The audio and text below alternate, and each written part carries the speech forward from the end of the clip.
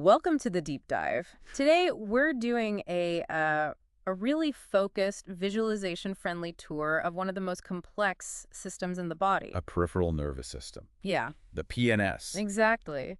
And we're using Gray's Anatomy as, our roadmap for this. That's right. And our mission today is really to pull out the most important clinically relevant details, the kinds of things that help you build a mental map of it all. A 3D map. Yeah, the 3D map. We're going to hit the big ones, the cranial nerves, the spinal nerve plexuses, and the autonomic system that's just running in the background. Okay, there is a lot to cover, so let's just jump right in. We're going to start high up with the visual pathway and then work our way down. Sounds good. So we'll start with the optic highway, cranial nerve 2. And what I find so interesting here isn't just vision, it's what happens to the axons that aren't for seeing images. Right, the extrageniculate fibers. Yeah, about 10% of them. The other 90% go right to the main visual relay station, the lateral geniculate nucleus. And that 10% is absolutely key. They handle all the non-image forming stuff. They peel off before the LGN and go to places like the suprachiasmatic nucleus. The body's internal clock. Exactly, your circadian rhythms. And also the superior colliculus, which coordinates those reflex movements of your head and eyes. It's unconscious awareness. So the optic nerve is not just about what you see, but how you react to it. Hmm. Structurally, it's also really neatly segmented, right?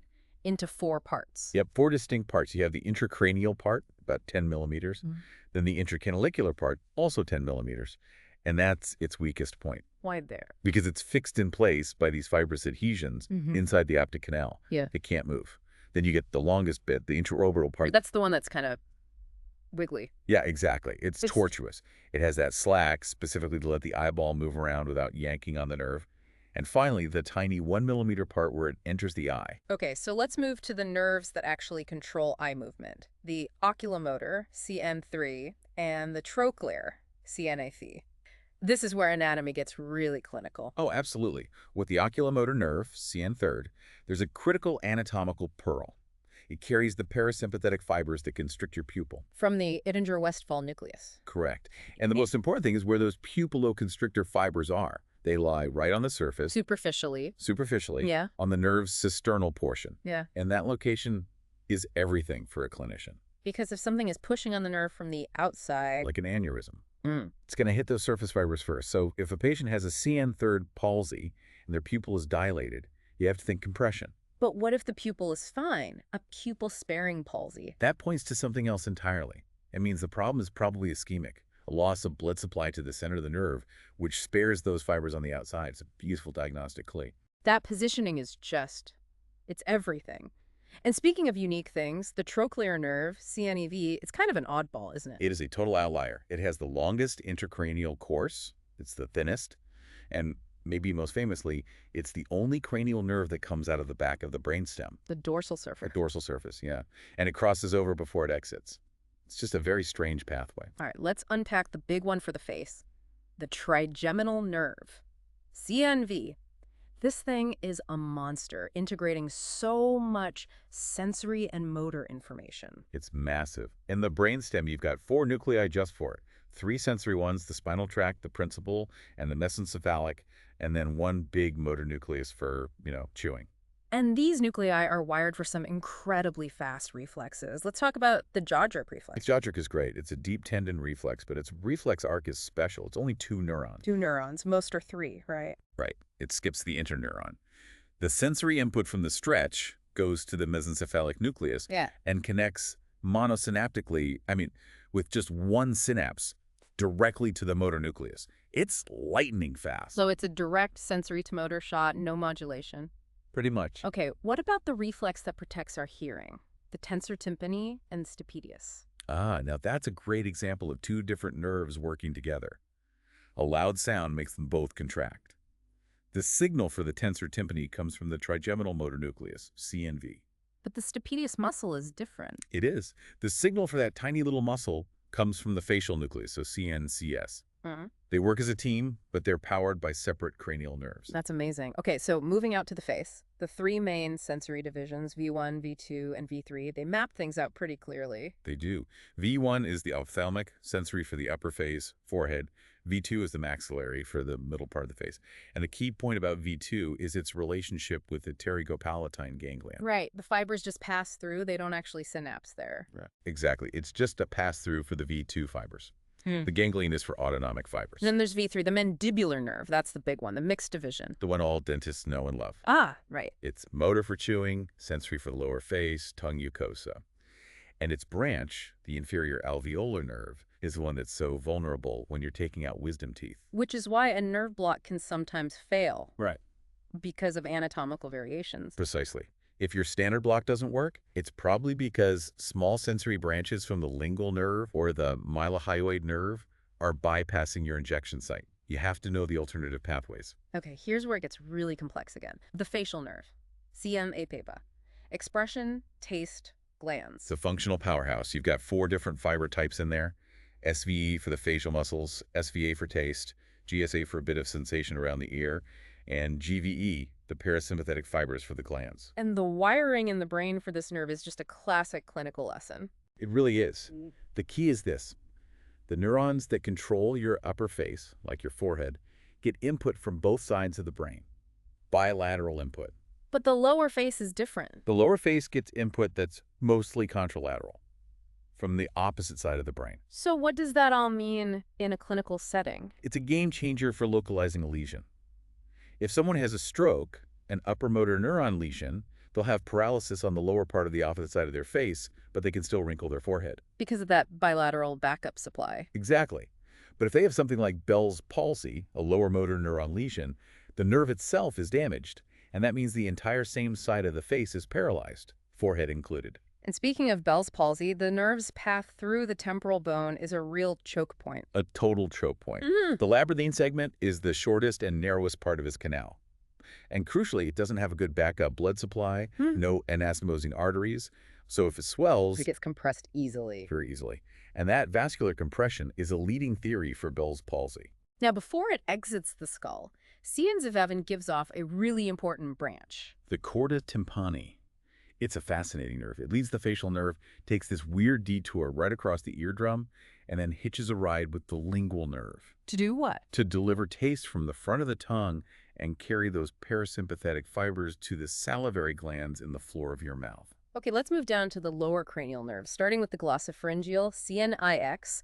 This one is just vital for our unconscious bodily functions. Absolutely. CNIX has these visceral afferent fibers that sense what's happening in your blood. They innervate the carotid sinus and the carotid body. One is for pressure, one is for chemistry. That's it. The sinus has baroreceptors for blood pressure, and the body has chemoreceptors for things like oxygen levels. Those signals are essential for moment-to-moment regulation of your circulation and breathing. Then we get to the vagus nerve, CNX, the wandering nerve. And it really does wander. Oh, it really does. It has the most extensive distribution of any cranial nerve. Neck, thorax, abdomen. It goes all the way down to the colon. And in the neck, it travels down inside the carotid sheath. What about the branches that are so important for the voice and for swallowing? So first you have the pharyngeal branch, the main motor nerve for the pharynx. Then the superior laryngeal nerve, which splits. The internal branch is sensory for the airway. And the external branch is motor for the cricothyroid muscle. The pitch control muscle. Your pitch control. And then you have the famous recurrent laryngeal nerve. Famous for being different on the left and right sides. Drastically different. On the right, it loops under the subclavian artery, but on the left, it goes way down into the chest to loop under the arch of the aorta. Which makes it much more vulnerable. So much more vulnerable to anything happening in the chest, tumors, aortic aneurysms, you name it. And finally, a quick word on the hypoglossal, CN12, the tongue controller. Yep, CN12 is almost all motor for all the tongue muscles except one. And the classic clinical sign of damage is deviation. The tongue points to the problem. Exactly. When you ask the patient to stick their tongue out, it points toward the paralyzed side. Okay, shifting gears now, down the spine. Before we get into the big networks, there's a fundamental rule about how the nerves exit. Yes, this is so important. For the cervical nerves C1 through C7, they exit above their matching vertebra. But then it flips? Then it flips.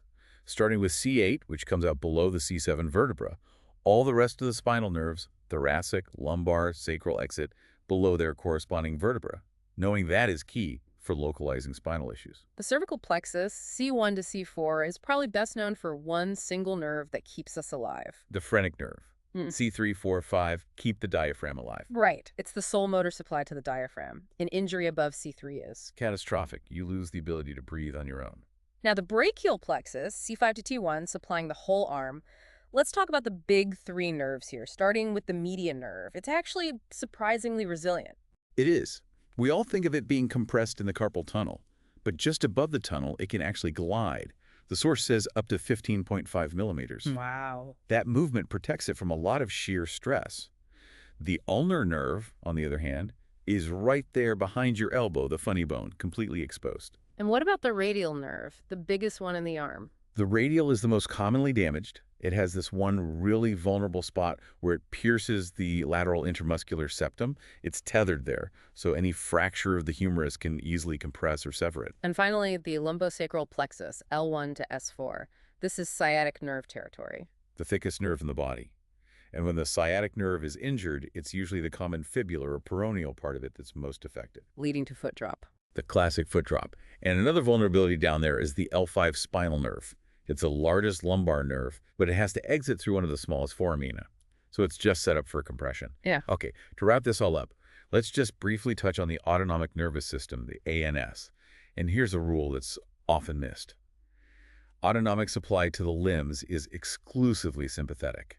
No parasympathetic fibers in your arms and legs. Not at all. So, structurally, how do the two systems, sympathetic and parasympathetic, do their different jobs?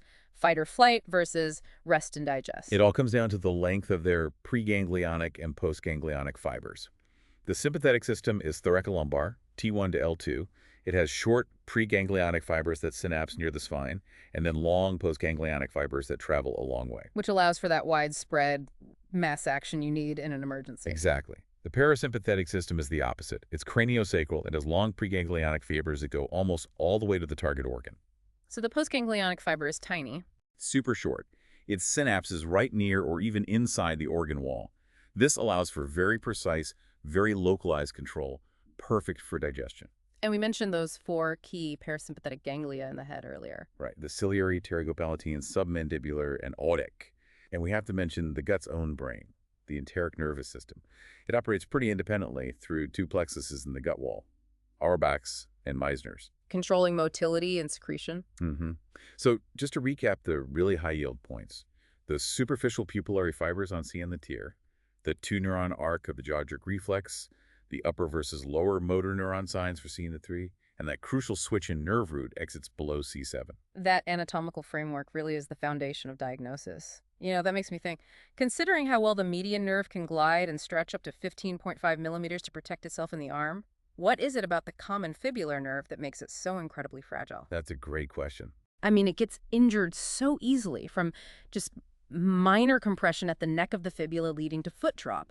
What's different about its structure, its blood supply, its resilience? It really does raise those questions, doesn't it? It shows how these unique vulnerabilities, the tethering points, the vascular supply, define the clinical story for every single nerve in the body. Thank you so much for joining us on this deep dive into the incredible anatomy of the peripheral nervous system. Keep exploring this amazingly complex but beautifully structured system.